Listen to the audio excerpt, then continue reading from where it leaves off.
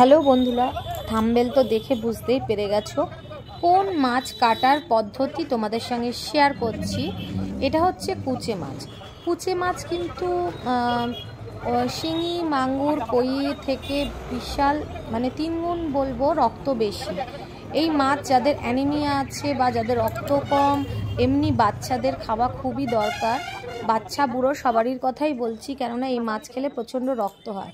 তা কিভাবে আমি কাটার পদ্ধতিটা তোমাদের সঙ্গে, যদি কেউ বাড়িতে নিয়ে আসো তাহলে কিভাবে কাটবে স্টেপ বাই স্টেপ এখানে আমি পদ্ধতিটা দিয়ে দিয়েছি। আমিও বাড়িতে কাটতে পারি। তা আমি আজকে কাটিয়ে নিয়ে যাচ্ছি, কারণ হচ্ছে আমার বাড়িতে ছোট্ট বেবি, তাকে স্কুল দিতে নিয়ে এসেছিলাম, তাই দেখতে পেলাম। প্রায় আমি 15 বছর পরে আমি এটা দেখতে পেয়েছি, তাই আমি নিয়ে নিলাম আর তোমাদের সঙ্গেও ভিডিওটা শেয়ার করলাম। কারণ অনেকেই খেতে জানো, অনেকেই জানো না। তার রান্নার ভিডিওটা আমি পরে পার্ট 2তে আমি নিয়ে আসবো। প্রথমে কাটার ভিডিওটা আমি নিয়েছি, যে বাড়িতে যদি কেউ নিয়ে আসো এইভাবে কাটবে।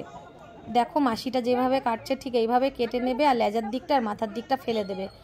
মধ্যিখানে কিছুই নেই, মাছটা কাটা নেই, মাংসের মতনই রান্না করতে হয়, ভীষণ টেস্ট। আর যদি বাচ্চাদের জন্য করো তাহলে পাতলা জিরে আদা বাটা দিয়ে ঝোল করে দেবে, ভীষণ রক্ত হয়। আগেও যা বলেছি যে প্রত্যেকটা মাছের থেকে এই মাছটা বেস্ট রক্তের জন্য, শরীরের দিক থেকে খুবই ভালো। আর দেখতেই পাচ্ছ রক্ত চারিদিকে ছড়াছড়ি হয়ে আছে, কেন মাছটার গায়ে ভীষণ রক্ত থাকে। কুচে মাছ এটা বিশেষ করে কিন্তু শীতকালেই পাওয়া যায় বেশিরভাগ, আর কাদা মাটি পুকুর ছেঁচলেই তোমার কুচে মাছটা পাওয়া যায়। দেখতে কিন্তু সাপের মতন, জাস্ট ছোবলটাই মারে না, কিন্তু তোমার কাটা কিন্তু একটু সমস্যা আছে, কেন খুবই পিচ্ছিল মাছটা। দেখো কেটে দেওয়ার পরও কিরম নড়ছে। এইভাবে ছালটা কাপড় দিয়ে টেনে টেনে ছাড়িয়ে নিতে হয়, কারণ খুবই পিছল তো। তাছাড়া ছাই নিয়ে কাটছে, আমি অবশ্য বাড়িতে ছাই নিই না।